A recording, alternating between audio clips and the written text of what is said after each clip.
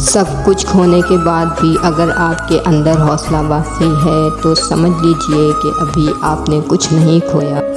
جس انسان کی جان نکل جائے تو وہ زندہ نہیں رہتا، اور جس انسان سے احساس نکل جائے تو وہ پھر انسان ہی نہیں رہتا۔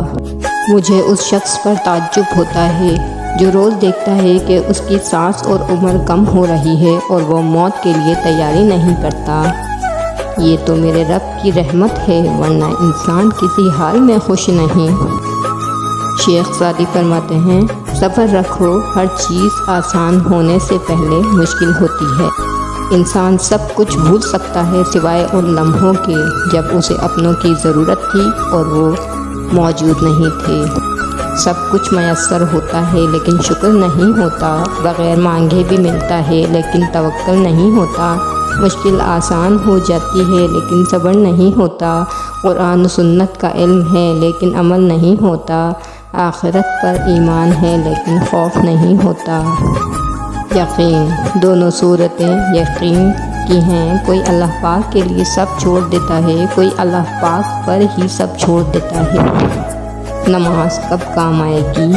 فجر مرتے وقت، ظہر قبر میں، عصر منکر و نکیر کے سوالات کے وقت، مغرب حساب کتاب کے وقت، عشاء کل سے رات۔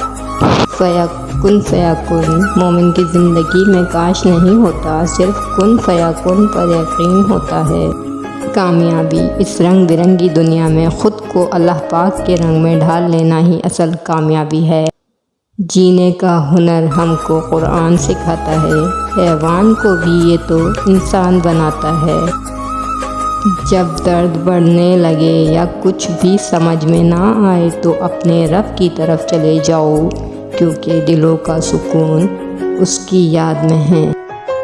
خدایا مجھے کبھی میرے حال پر مت چھوڑنا، میرا تیرے سوا کوئی نہیں۔ حسن یوسف کو دیکھ کر وہاں کٹی تھی انگلیاں، خود چاند کٹ گیا یہاں انگلی صلی اللہ علیہ وآلہ وسلم کو دیکھ کر۔ کوئی مانے یا نہ مانے لیکن زندگی میں دو ہی اپنے ہوتے ہیں، ایک خود، دوسرا خدا۔ نشان سجدہ سجا کر غرور نہ کر، وہ نیتوں سے نتیجے نکال لیتا ہے۔ قرآن کہتا ہے میں تمہاری قبر میں تمہارے ساتھ ہوں گا، مجھے پڑھتے رہو، میں تمہارا حقدار ادا کروں گا۔ توبہ کی امید پر ہو چکے بہت گناہ یا رب، مہلت تو مل رہی ہے، توفیق بھی عطا کر دے۔ مجھے بہترین نہیں چاہیے، بس وہ چاہیے جس میں میرے رب کی رضا ہو۔